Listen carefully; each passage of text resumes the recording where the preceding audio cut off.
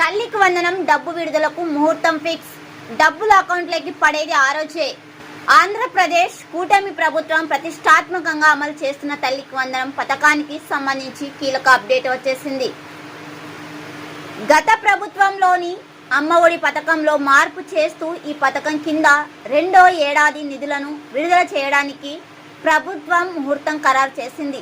ప్రస్తుతం అందుతున్న సమాచారం ప్రకారం ఈ ఏడాది జూన్ 12న అర్హులైన తల్లుల ఖాతాలో నగదు జమ చేస్తున్నట్లు తెలుస్తుంది. ఈ పథకానికి సంబంధించిన పూర్తి వివరాలు.